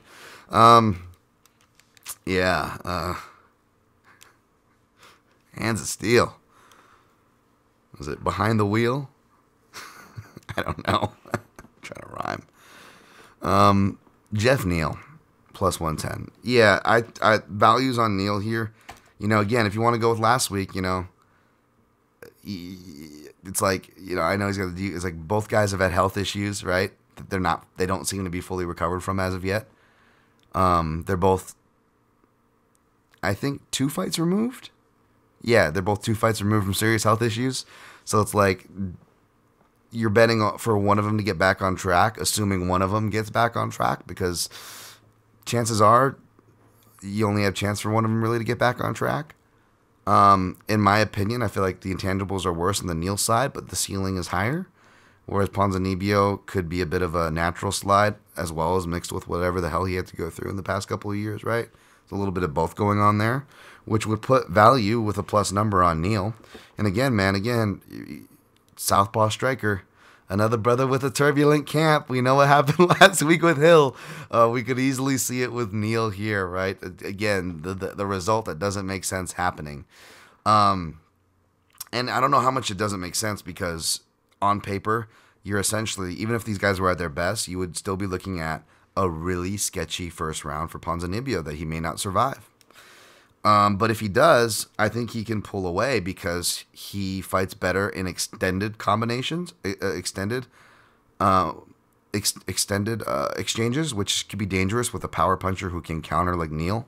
But if you can draw that counter or draw out his initial 2 shots, I think he can extend and beat him out past the third and punctuate. With the way Ponzinibbio pulls, returns, and gets flowing, generally can get better as the fight goes on.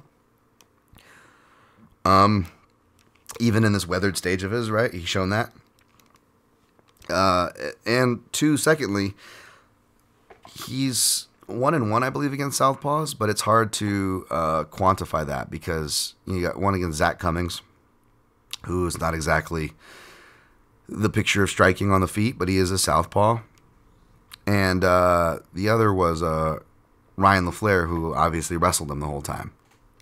So there's not a huge southpaw sample, much less a relevant one. That Zach Cummings fight was even like 5 years ago, half a decade ago almost, right?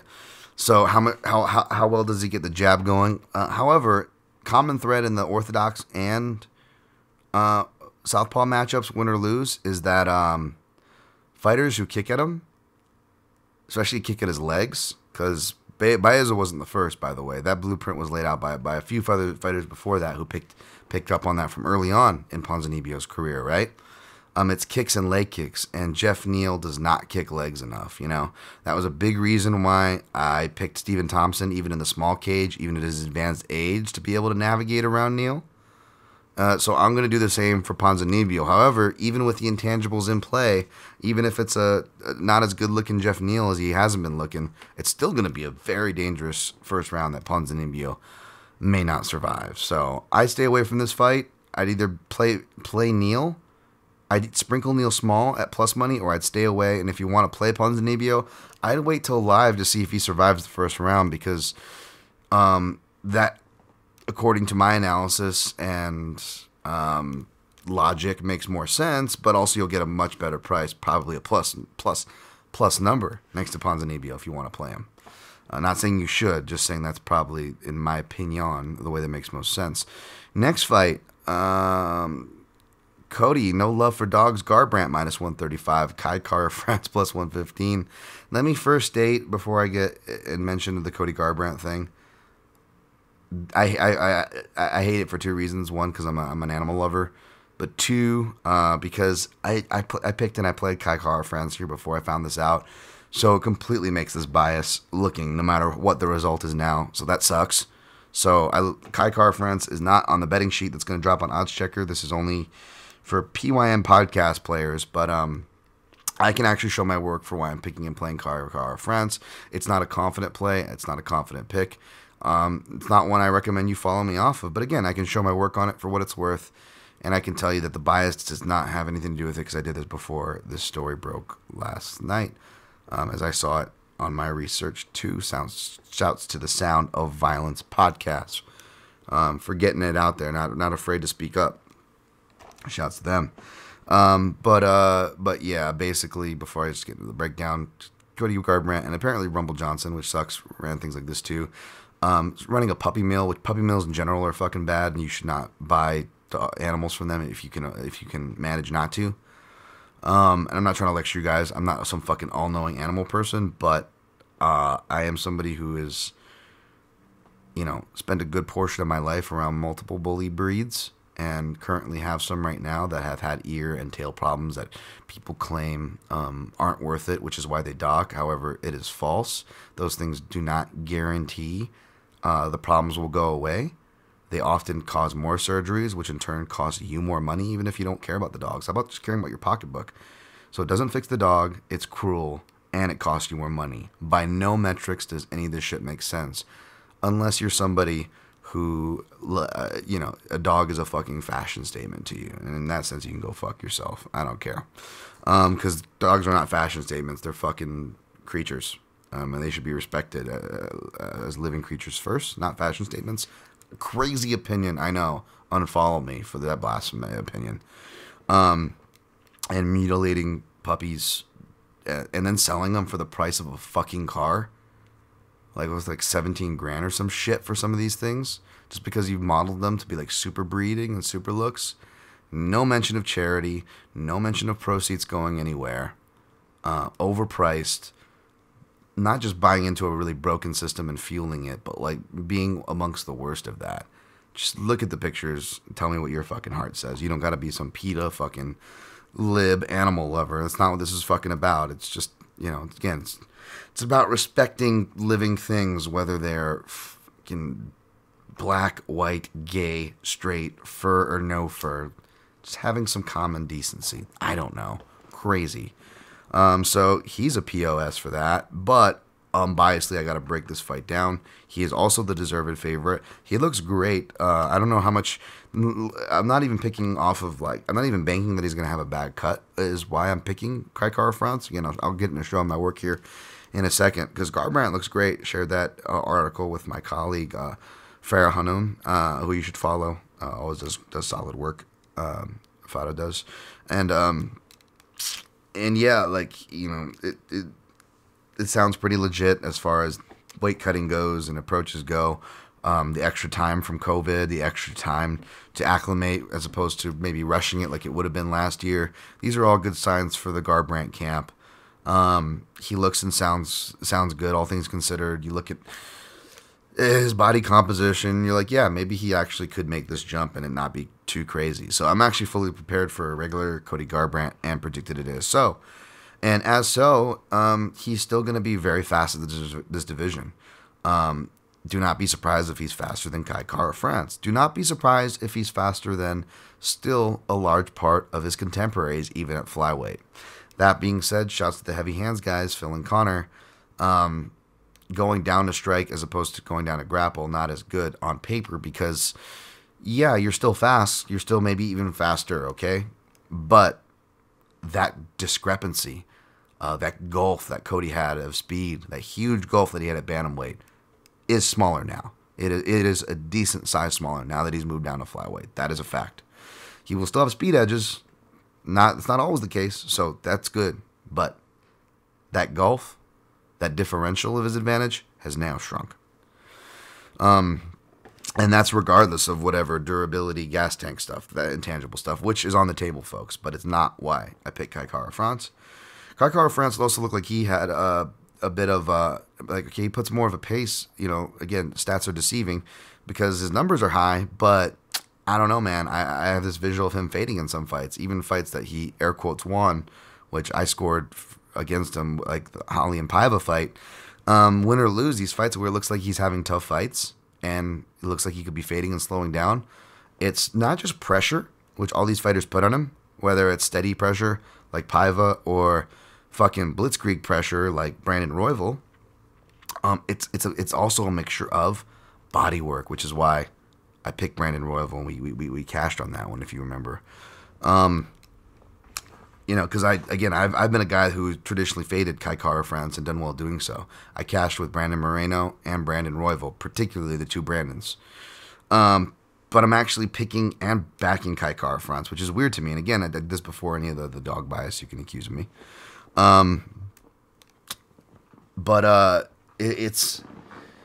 It's that body work, and Garbrandt does not do a ton of body work. He does a little more than you might expect, but he is largely a headhunter, and he's focused less on the. If you go to the stats and watch the tape, these both coincide. He goes less to the body as his career goes, and as of late has been going more to the legs, as I highlighted in my last breakdown of his, with all his leg kicks and stuff.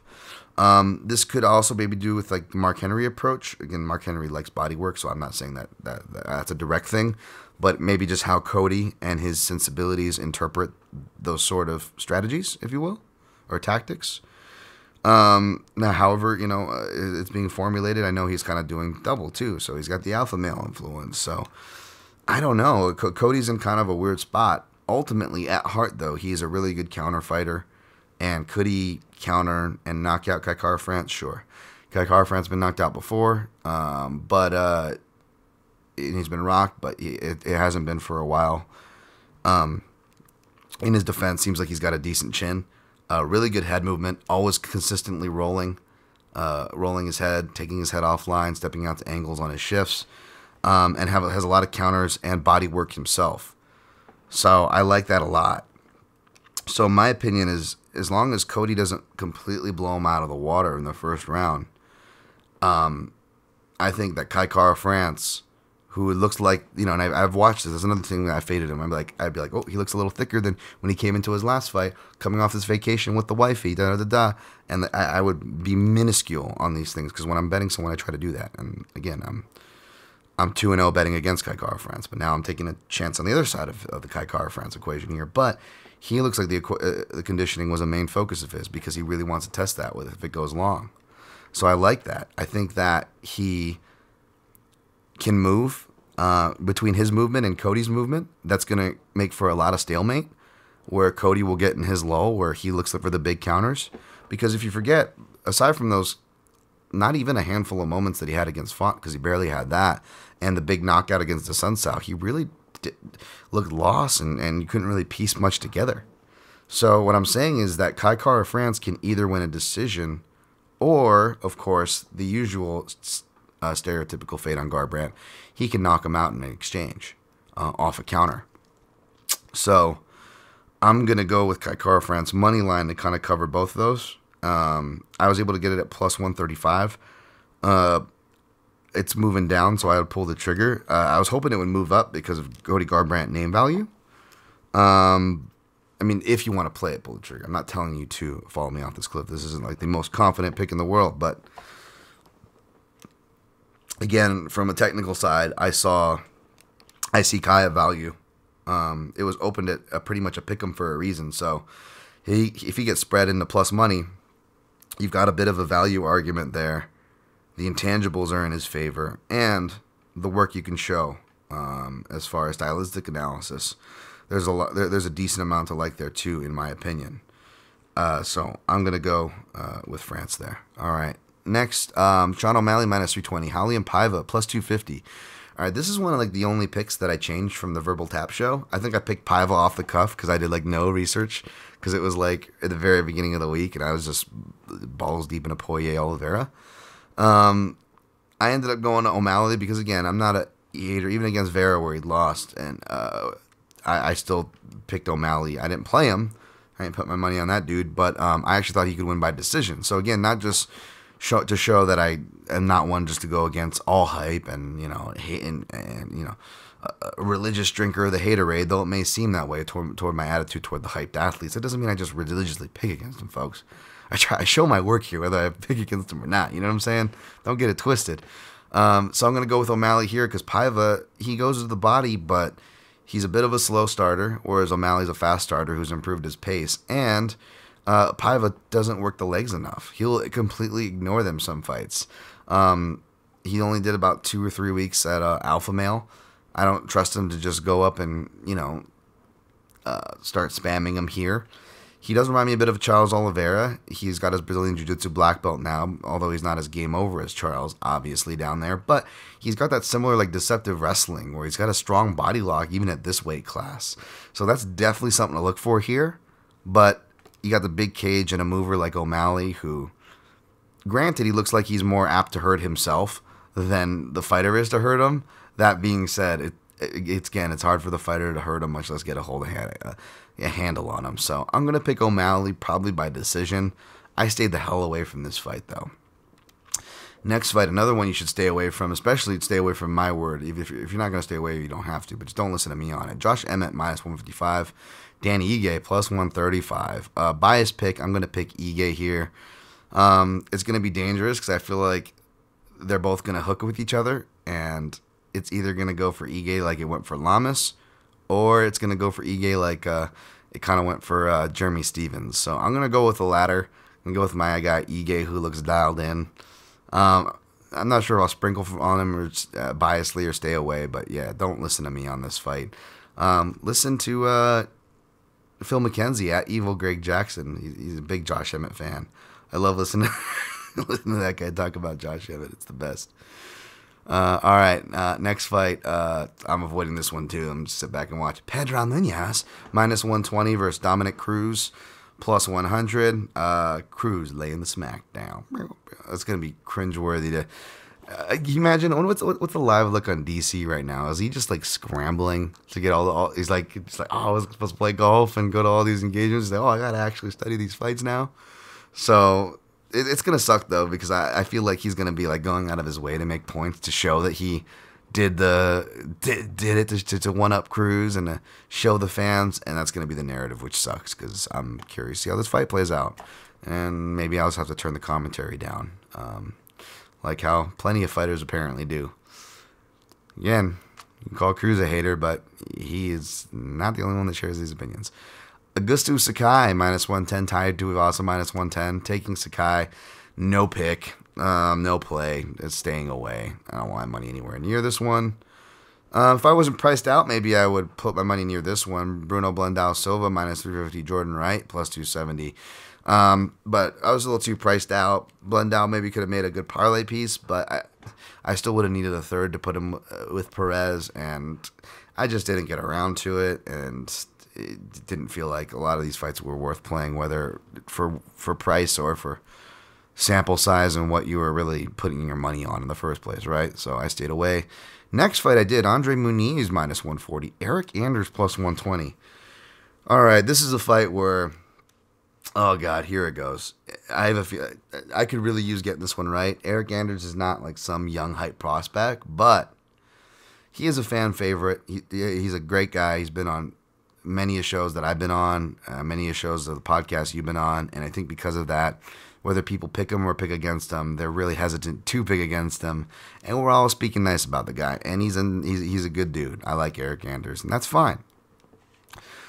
But this is the game of betting. This is the game of fighting. And my job is to break down fighting and betting as it relates. So, as unbiasedly as possible, because you can never do it fully unbiasedly, right? But, man, I feel like I'm seeing the timeline, and I'm seeing people on Anders, and it's worrying me because I'm getting, again, another athletic southpaw, explosive, and that's the extent of the analysis, and that'll get proven right here. Watch, and I'll fall on my face, because even though I feel like the analysis is on my side here for Muniz being the rightful favorite, I feel like he should have been bigger. He only opened at minus 120. I got him at minus 133, which I feel is still criminal. He's still playable at minus 140 as playable chalk, in my opinion. Is minus 150 or under, depending on your confidence. And this one, I'm playing money line along with it, even though I didn't want to lay that chalk, but because that I think he can win a decision here. I think that, and even if you go by the stats, I even comb through this pretty tight. Anders has quietly, deceptively good third rounds, even in bad fights, winning or losing, right? And a guy who doesn't get to the third round very much, and the one time he did in recent memory, we saw him tired because it was a tiring fight. We have that burnt in our head. And I'm not saying this guy has a good gas tank, Muniz. In fact, if there's a gun in my head, I would say, gun in my head, probably a bad gas tank before I would say he has a good one, okay? That being said, I feel like that narrative could easily be blown out of proportion because we don't have that sample size. Muniz looks like he's in better shape every time I look on his Instagram for these camps.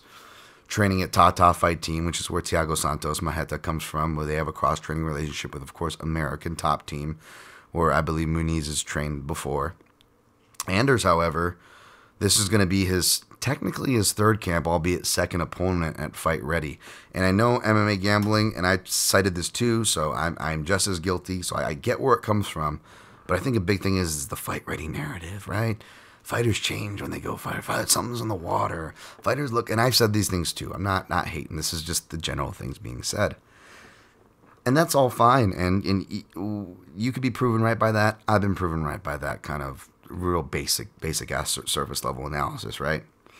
And that could be the case here, but me, basic and surface level analysis isn't enough. Will I point to things that like Sanford does pretty good at trading southpaws or against southpaw opponents? I will point to these things and follow them, and they're fun, and especially when you can track them, and that's all well and fun. But at the same time, I don't hinge my picks on these things because I still believe at the end of the day to show your work. Now, does it matter? Clearly it doesn't. Look how bad I've been doing. And if you were just betting narratives and, well, the value's here, I'm going to go here, or this guy's an athletic striker and explosive, or he's the younger guy, and you go for those more common betting narratives, you would actually be way better than me. Good on you. But again, at the end of the day, it comes to doing the work. And even if this is not my best year for picks, I'd say overall I'm fairly consistent of the bunch and one of the few that offer you even this amount of in-depth. So I'll take it. Not saying I'm the best. Plenty of people that do it even better than me. And I do my best to shout them. But I got to show the work for it here. And the fact is that this is what sucks, is that, this is what I said last week about Jamal Hill. I'll say the same thing. Eric Anders can win here. And whether it's, it could be by knockout again, right? Because we've seen Muniz when he has faced a southpaw before, and that Russian dude who was on from Contender Series was on the fight that was canceled. He got caught splitting crosses down the center line. So I get that, but the crappy part is that Eric Anders can win, and I'm going to say the same thing. I was going to say easy money, and all these things, and it's just like, that's what I'm going to be against here. I'm okay if I lose, especially if a guy like Eric Anders wins. Especially, I know some friends of the show that are on him. I'll be happy for them. But here's what I'll be upset about. Any motherfucker going easy, and people are gonna do it just to piss me off for shits. But anybody going easy money on Eric Anders, the guy is not easy money. Statistically, has lost more than he's won, and that's not even including the fights that he's air quotes won that he should have lost, like the Gerald Meerschaert fight. The guy is technically 1-4 against southpaws. So even though he lost to Southpaw Mirzakhanov, Muniz did.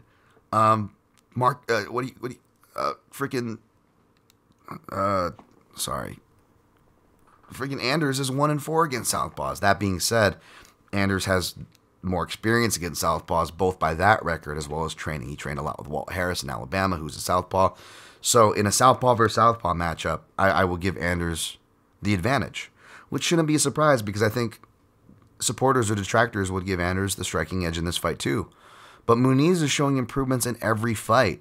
And Anders, whether he's coming forward or trying to counter, he doesn't have much more than 2 shots. When he does put 3 or more, it's because he either hurts the fighter or they're running away from him and he's chasing them with strikes. That's the only times. When it comes to extended exchanges, Muniz may actually get the better of exchanges, and we shouldn't be surprised if that happens. The problem is Muniz he hits decent, he strikes better than you think, he puts combinations, counters even all better than you think. The problem is his defense isn't great, his head movement isn't great, so we're just worried about, look, I'm fucking guilty, I just said we. Dan, are you going in there, Dan? Are you going in there with Muniz, Dan? Get the fuck out of there, Dan. God, slap myself in the fucking face, you hear that? Should have said that fucking word. So it's bleeding into me now.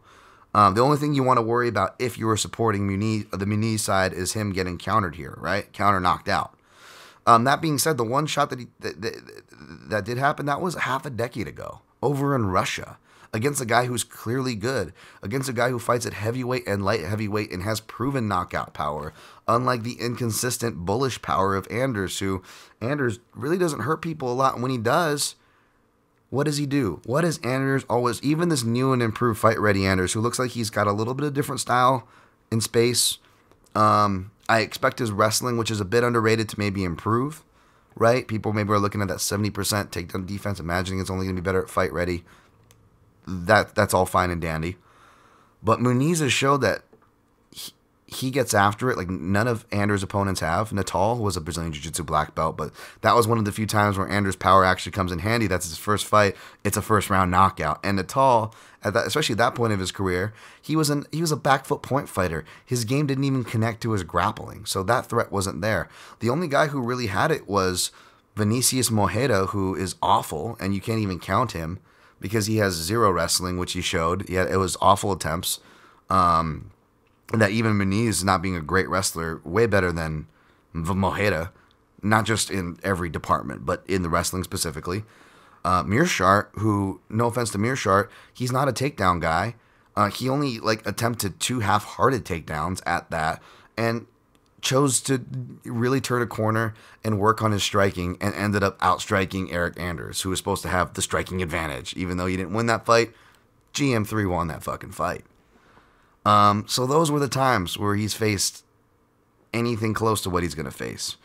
Now he's got a guy who can, again, you don't want to overblow the gassing narrative. Like, Muniz could win a decision here, which is why I played him by money line. But Muniz, whether he's pushing against the cage, getting pushed against the cage, getting the takedown, or being taken down, he literally has finished, not far after the fight hits any of those 4 points and 4 scenarios that I mentioned, he's finished the fights from multiple positions shortly after. Add in being slammed, punched, rocked, still getting the finish. That guy fights for your money, man. He fights for the money. He could get knocked out here, sure, but he's a dog. He is going to dog it out. And what's the common thread about all those scenarios on where Muniz gets the fights to the ground and finishes them? They're against the fence.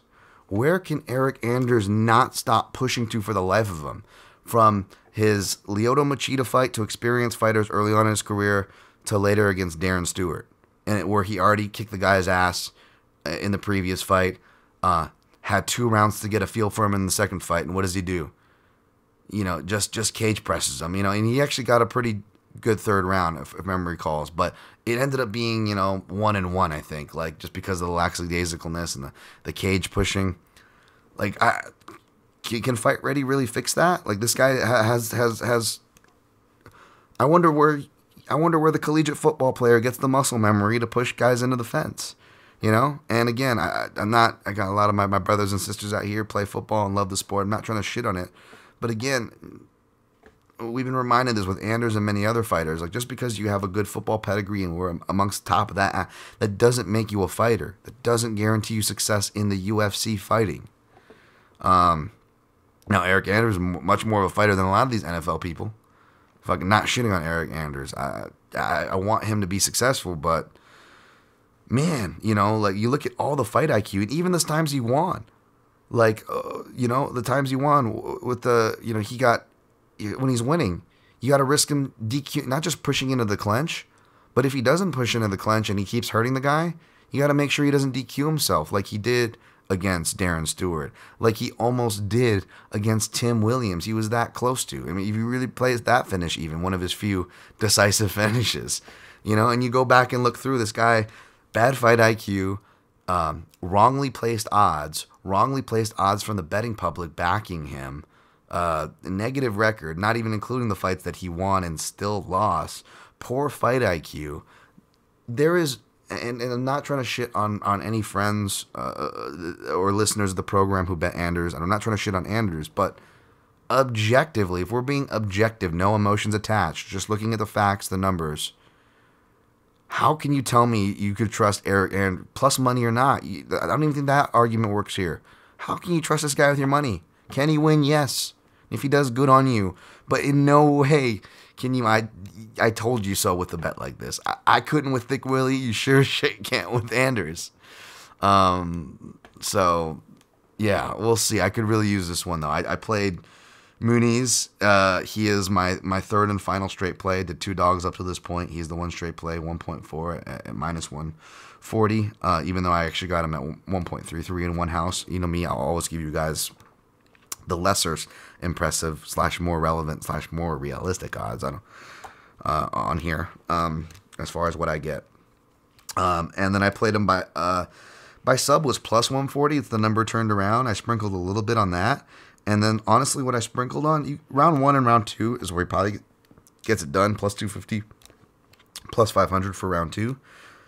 But again, if you're on the Bet Online house or houses that allow you to combo the prop, I took little stabs on Muniz sub round 1 at plus 450 and sub round 2 at plus 600. So small sprinkles there, small sprinkle on sub, and if for whatever reason he TKOs him or wins by decision, the money line will still profit and cover the losses on the small sprinkles. Hopefully, we'll see. Otherwise, I'm going to be losing like my third one of these straight, which is going to suck. I think the Lima was one that really got me. Again, there's a clear path for the submission guy against a guy who who has a history of dropping the ball and getting submitted. I know Eric Anders of the 3 does not fit that technically because he doesn't get submitted, but again, dropping the ball and still stylistically, he puts himself in position for if one were so inclined and talented enough, and that he is facing here. Does it mean it's going to happen? No, doesn't mean, but I believe the chances are ripe. Next fight, Miranda Maverick minus 135, Erin Blanchfield plus 115. I like me some Miranda Maverick. I picked her, but I stayed away. She initially opened as a dog, which scared me. Maybe the public's right because I picked Miranda as well. I think the physicality between two, I believe they're accomplished brown belts, if not soon to be black belts. But I'm going to go with the physicality side of things. Curious to see how the striking shakes out as they are both developing and not finished products. But for those reasons, I stayed away, and I didn't tape this one. Even if I did, I probably would have still stayed away. Maybe people are still butthurt like me about the Barber fight, and that's fine, but you can't take it out on the next fight. You have to go into each fight with somewhat of a clean slate as far as being able to judge the matchup for what it is. Then you can incorporate who these fighters are, or who we think they are. Alex Perez, minus 335. Matt Schnell, plus 260. I feel like I've broken down this one a couple times, because it's been booked a couple times. Perez is a parlay piece, probably the best one on this card, but like last week, I don't feel anybody confident to put him to, so I'm not going to force it like I did last week. Instead, I found a prop that I liked, which was that fight doesn't go the distance. You can use that to hedge if you do take Perez. And because Schnell is known for an upset submission or two. That being said, Perez is a fighter who has more power, can finish on the feet, on the floor, and I think his leg kick's going to be particularly meaningful. We saw Bontorin, who wasn't able to stay really on anything consistently. That was a weird fight that he probably should have won in retrospect. I was on that. I'm biased, but still, I went back to watch that. I'm like, we know, not he was the more damaging fighter, and not that the stats mean anything, but he even outlanded on the stats as well, which don't mean everything. The worry here for that is that Schnell's been out fighting lately, but you got to look at who it was. It was against a short notice, small Bontorin, who was just choosing to sit back, counter, and being consistent, versus Tyson Nam, who, despite his veteran savvy, and I like Nam, let's be honest, he can let fights get away from him as people try to outpoint him to decision. That's the way to beat him. This fight will be in a big cage, so there'll be plenty of room for Schnell to move in case that is the direction that Fortis MMA, where it looks to be where he's been doing some of his training, has been taking him. But I believe that between their last performances, both these guys are going to want to get after it, and Perez is not like Schnell's last two opponents. He won't let him have that kind of fight. I think Perez is going to spark off a finish from leg kicks, but I took fight doesn't go to the decision plus 100 at 0.5 unit. Anyways, Ryan Hall minus 200, Derek Minner. I took Ryan Hall, but not confident. No strong read on this. I will say James Krause, who's cornering Derek Minner, says he has no idea how to corner him for this fight on the Anakin Florian podcast, saying the main principle he teaches off of having one leg in is the one thing you can't do against a leg lock artist. So call that self-admission if you will. That's how I took it. Not confident on the Minner side. Even though the value you could argue is there. I picked Hall. I stayed away. Keeping my money away from that one. Thought about playing Randy Costa. Was watching a little bit of Tony Kelly before I got on here. Going to pick Costa. Tony Kelly is just a little too wild. But I don't know. This could be like the first fight where Costa gets the decision win. Just a crazy fight. This fight could be everywhere. So I stayed away from it. And then lastly but not leastly, Jillian Robertson. Minus 400, Priscilla Cachoeira plus 300, picking Robertson, but keep my money away from this. Don't hate anybody who is on Cachoeira. Best of luck to you. How did we do on time? Wow, 151. Long podcast here. Let's recap. Hey, there was a lot to talk about on two long cards with a lot to talk about on them, right? All right, taking Chucky Olives, not Charlie Olives. It's Chucky Olives. Shout out to the MMA Analysis creator of that name. Taking Chucky Olives over Poirier, taking Nunes over Pena, taking Ponzinibbio over Neil Repeal, taking France over Gardouche, taking O'Malley over Paiva, taking Ige over Emmett, taking Munoz over Cruz, taking Sakai over Tuivasa, taking Silva over Wright, taking Muniz over Anders, taking Maverick over Blanchfield, taking Perez over Schnell, taking Hall over Minner, taking Costa over Kelly, taking Robertson over Cachoeira. No parlays, just 3 straight plays. Oliveira plus 140 at 0.77U. Cara France at plus 135 at 0.77U. Andre Muniz at minus 140 at 1.4U. Props. Chanel Perez doesn't go the distance, plus 100 at 0.5U. Muniz by sub, plus 140, 0.33U. Muniz round 1 sub combo at BetOnline, plus 450, 0.7U. Muniz round 2 sub combo at BetOnline, plus 600, 0.7U. Oliveira by sub, plus 310, 0.33U. Oliveira round 1 sub, plus 950 at BetOnline, 0.7U, 17U. Oliveira round 2 sub, plus 1250 at BetOnline, 0.17U. Nunes round 1 KO, plus 225. 0.17U. Nunes round 2 sub plus 1400, 0.7U. Nunes round 2 flat plus 350, 0.17U. All right, folks, that was a lengthy one. If you want to support me, hit the link tree, the PayPal in there, at Dan Tom MMA on Twitter, where you can find me, or mixedmartialanalyst.com to the right, the PayPal donation, as well as click-throughs. No extra cost, just click through for any Amazon or on-it purchases. Small percentage of your sales get kicked back to this year's show, and no extra costs to ease your social conscience for those shit companies. Good luck on your picks and plays this weekend. I genuinely mean that. I apologize. I know I'm allowed to take. Sorry for my rants. Don't take it the wrong way. Just trying to fucking counterbalance the bullshit and recorrect the steering wheel just a little bit in the overcorrective narrative sphere that gets fucking wrecked out there. That's all. Much love to you guys. Best of luck. And always protect your neck.